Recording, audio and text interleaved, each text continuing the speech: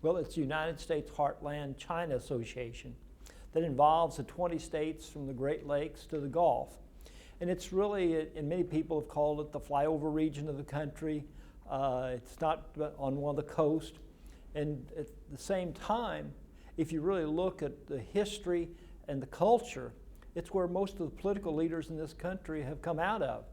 President Obama was from this region. Bill Clinton was from this region. The Bushes were both from this region, as well as a lot of ambassadors, department heads at the senior level of our governments in Washington, D.C. So across the board, we have a lot more influence. In fact, many of the consultants that I've talked to over the years have indicated that when they're trying to promote a product to sell to the general public, they always test market them in this region of the country because they know that if it is acceptable and sellable there, it will be sellable all across the country. And so there's really many different aspects, and most people don't realize that of the 1,000 largest corporations in the world, 400 of them are located in this region of the country.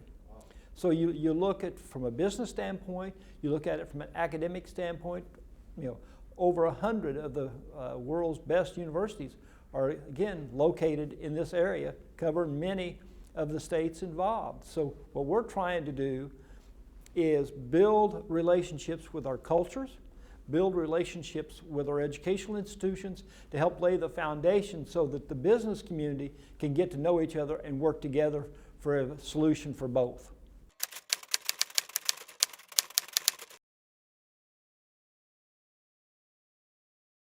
What we're doing and what we're working on is really building and expanding it. We've already taken 4 mayors from cities in the heartland to China to visit and get to know each other.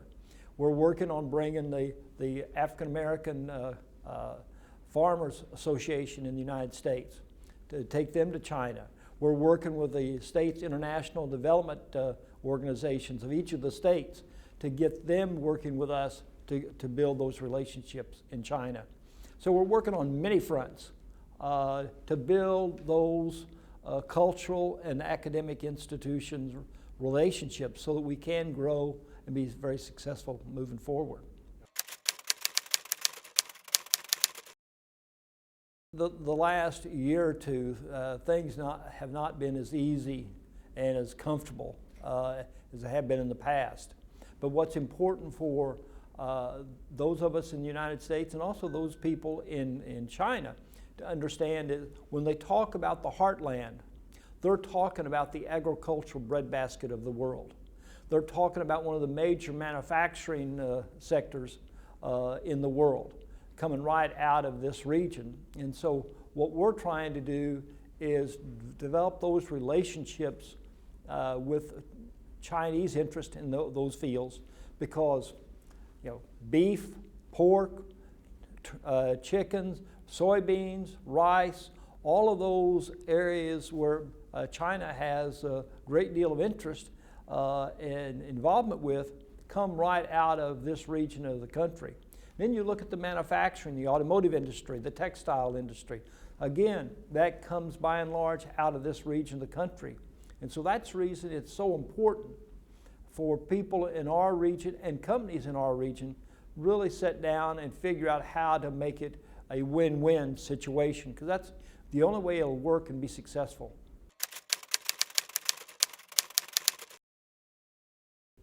Well, first of all, I think it is good that it's occurring.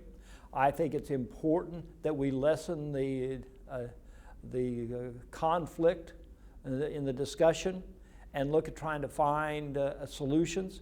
Is it the cure-all for the differences that our government and the Chinese government have? No, but at least we're at the table talking about how we can minimize those differences and maximize the potential of cooperation.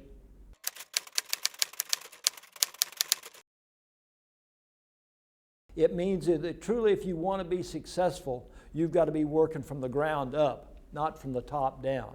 And I think that is so important that you build those relationships city to city, counties to county, region to region. Then then you have the capacity to be able to truly influence national issues and national policy in a very effective way, because you're speaking from what you've seen achieved and accomplished, not what you hope can be achieved and accomplished.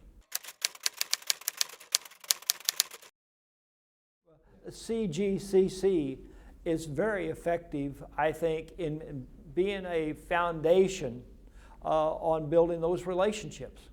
And they've done so much, I think, to open the doors of awareness in our own culture, which I think is very, very important.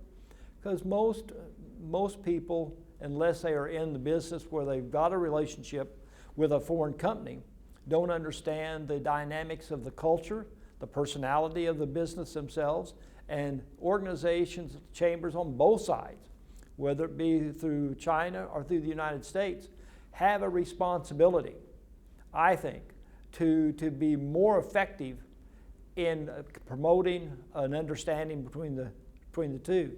And CGCC has done a very good job, and I work with them and enjoy working with them, because I want to make it a win-win situation, and so do they want to make it a win-win situation.